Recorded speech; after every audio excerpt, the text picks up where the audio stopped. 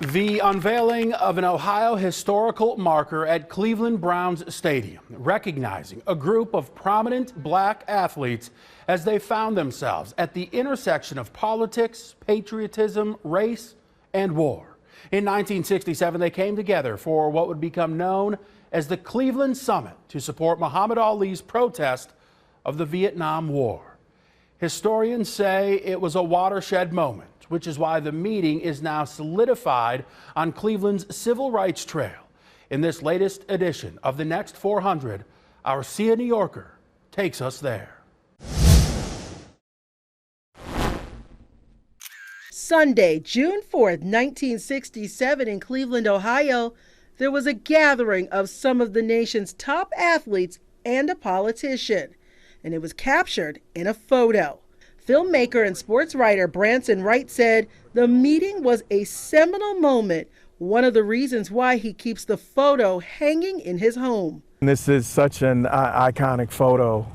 As you see, the great Bill Russell, Muhammad Ali, Jim Brown, Lou Alcindor, Kareem Abdul-Jabbar, Carl Stokes, who wasn't the mayor at the time, but later that year he was elected at mayor, John Wooten, former Browns player. Many say the meeting called the Cleveland Summit was a defining moment that changed the trajectory of how athletes handled the intersection of sports, race, religion, politics, and patriotism in the United States of America forever.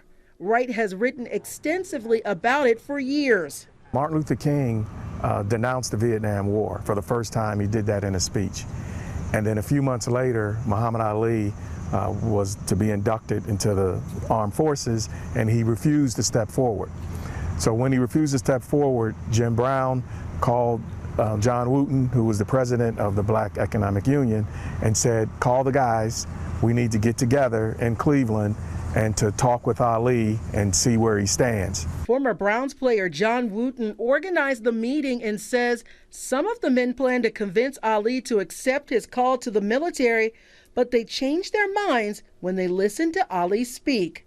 The champ came in and he never varied from what he had to say. I am an ordained minister of the Black Islam. I'm a black minister, I'm a conscientious objector, and I don't want to be in any organization that kills people.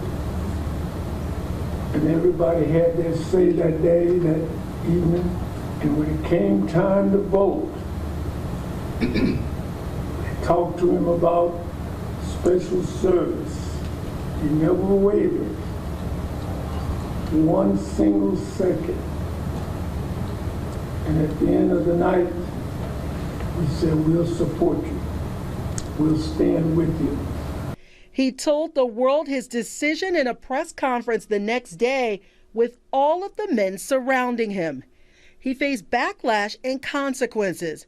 2 weeks later, an all-white jury found Ali guilty of draft evasion. He was sentenced to 5 years in prison, fined $10,000, his passport confiscated, his titles stripped, and he was banned from boxing for 3 years. Ali was released on bail pending an appeal. In 1971, the Supreme Court overturned the decision. Ali stood firm and decades later would be revered and applauded by many for keeping his faith. Many believe the Cleveland Summit was the most important civil rights act in sports history, laying the foundation for future athletes. Now, 56 years later, here at Cleveland Browns Stadium, the defining moment will be set in stone with an Ohio historical marker. This is the 6th marker placed on Cleveland's Civil Rights Trail.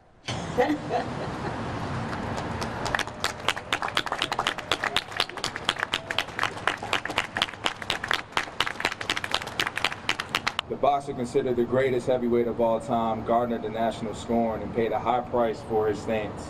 Wright says this is a unique way to honor the significance of Cleveland's Ali Summit. Now you're looking at years later, you see quite a few athletes that are more socially conscious, in particular LeBron James. And so I'm encouraged in what these athletes are doing now And not only the black athlete, there are some white athletes also that are becoming more social conscious because, you know, let alone, I mean, we're all American. And that's what those men that day with Muhammad Ali want to emphasize. We're Americans and we want our rights just like any American is supposed to have. Reporting in Cleveland for the Next 400. What all usually happens when you look through history, something happens and then it wakes you up and then it gets you to move. So I'm encouraged and glad and just hope this energy stays. Nyorkor, 19 News.